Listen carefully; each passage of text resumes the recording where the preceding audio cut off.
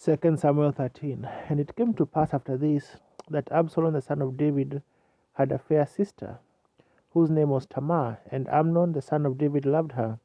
And Amnon was so vexed that he fell sick for his sister Tamar, so she was a virgin. And Amnon thought it hard for him to do anything to her.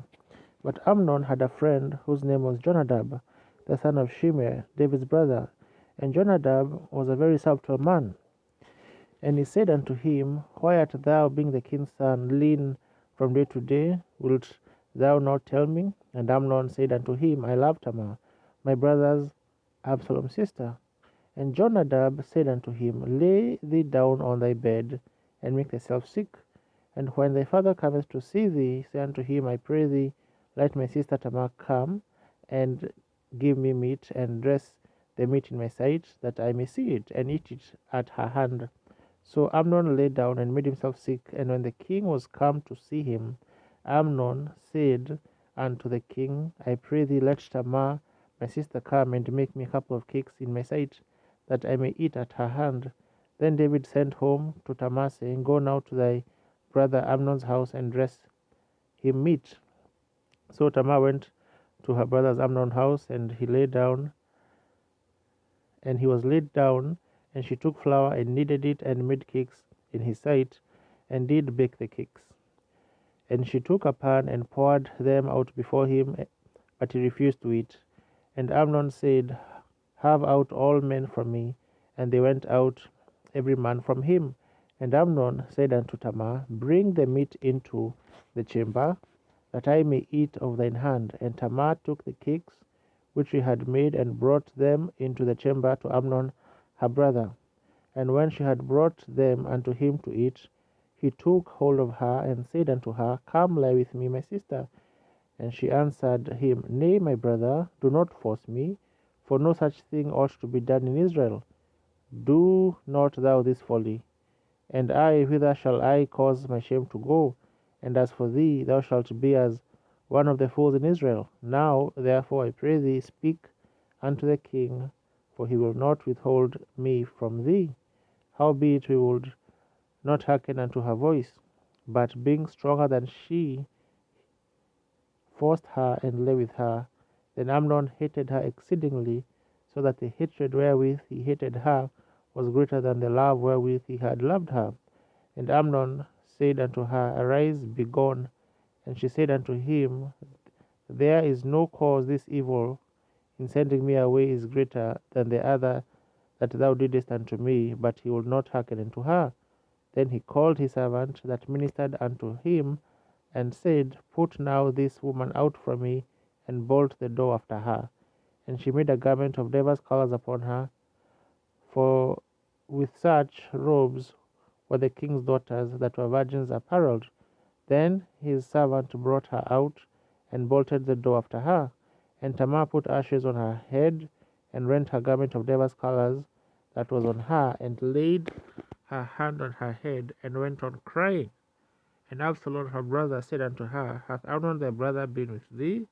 But hold now thy peace, my sister, he is thy brother. Regard not this thing.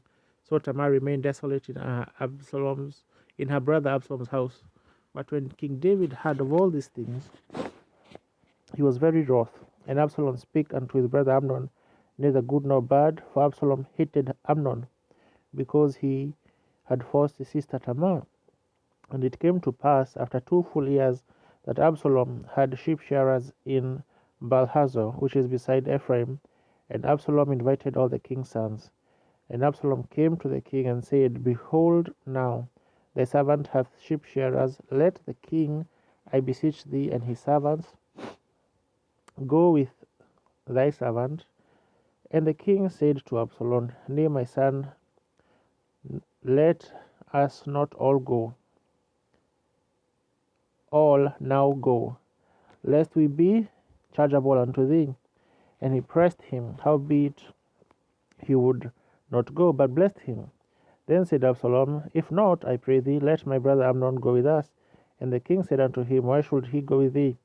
But Absalom pressed him, and that he let Amnon and all the king's sons go with him.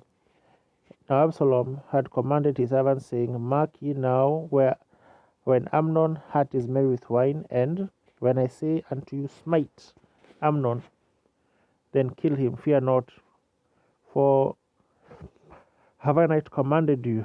Be courageous and be valiant. And the servants of Absalom did as unto Amnon as Absalom had commanded. Then all the king's sons arose, and every man gat him up upon his mule and fled.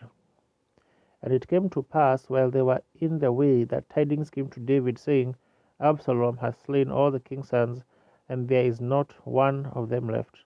Then the king arose and tore his garments and lay on the earth, and all his servants stood by with their clothes rent. And Jonadab the son of Shimei, David's brother, answered and said, Let not my lord suppose that they have slain all the young men, the king's sons, for Amnon only is dead. For by the appointment of Absalom this hath been determined from the day that he forced his sister Tamar.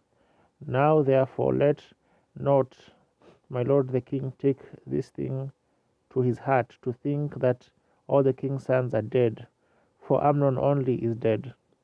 But Absalom fled, and the young man that kept the watch lifted up his eyes, and looked, and behold, there came much people by the way of the hillside beside him, behind him. And Jonadab said unto the king, Behold, the king's sons come. As thy servant said, so it is. And it came to pass, as soon as he had made an end of speaking, that behold, the king's sons came, and lifted up their voice and wept. And the king also and all his servants wept very sore. But Absalom fled and went to Talmai, the son of Amminadab, king of Geshur. And David mourned for his son every day. So Absalom fled and went to Geshur, and was there 3 years. And the soul of King David longed to go forth unto Absalom, for he was very comforted concerning Amnon, seeing he was dead.